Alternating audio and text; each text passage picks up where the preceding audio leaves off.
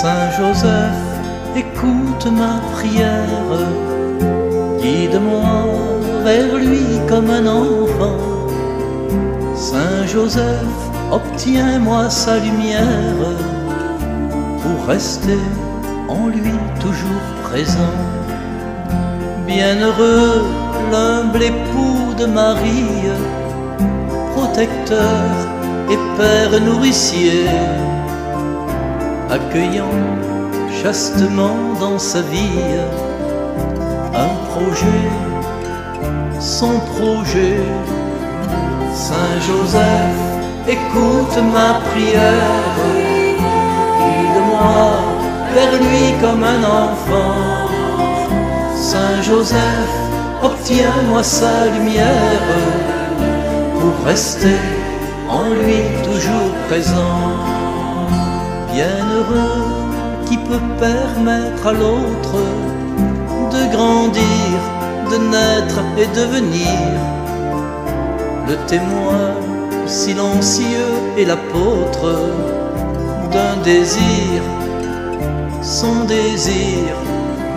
Saint Joseph, écoute ma prière, guide-moi vers lui comme un enfant. Saint Joseph, obtiens-moi sa lumière, pour rester en lui toujours présent. Ce vendredi 19 mars, nous fêtons Saint Joseph, au cœur de l'année Saint-Joseph instituée par le pape François.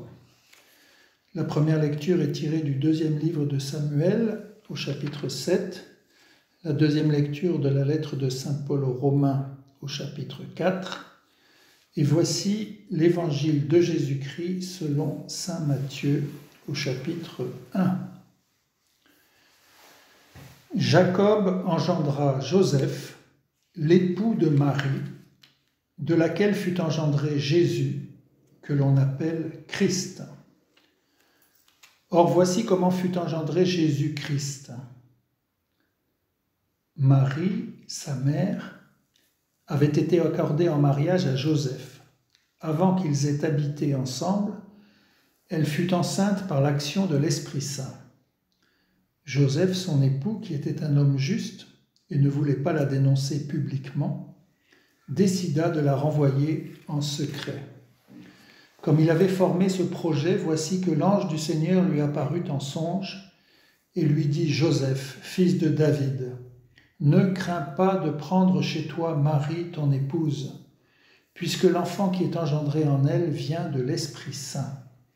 Elle enfantera un fils, et tu lui donneras le nom de Jésus, c'est-à-dire le Seigneur sauve, car c'est lui qui sauvera son peuple de ses péchés. » Quand Joseph se réveilla, il fit ce que l'ange du Seigneur lui avait prescrit. Acclamons la parole de Dieu. Louange à toi, Seigneur Jésus.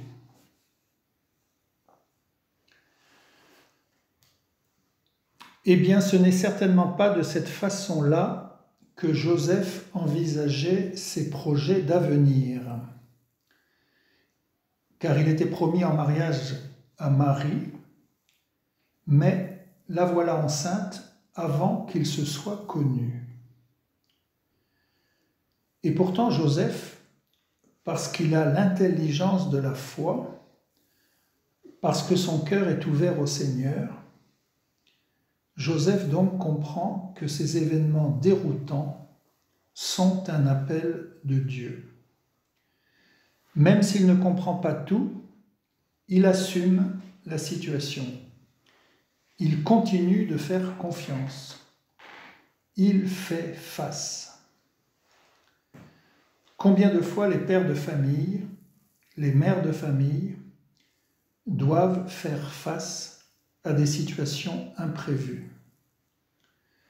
Combien de fois doivent-ils s'adapter aux événements et assumer leurs responsabilités? Aimer sa femme, aimer son mari, aimer ses enfants, ce n'est pas seulement des sentiments, Aimer, c'est concret. Aimer, ce sont des actes. Aimer, ce sont des décisions à prendre. Aimer, c'est se laisser déranger, bousculer, perturber, parce que la vie nous réserve des surprises. Cela est vrai pour Joseph et tous les pères de famille et toutes les mères. Et cela est vrai pour chacun d'entre nous. Dieu nous parle à travers les événements.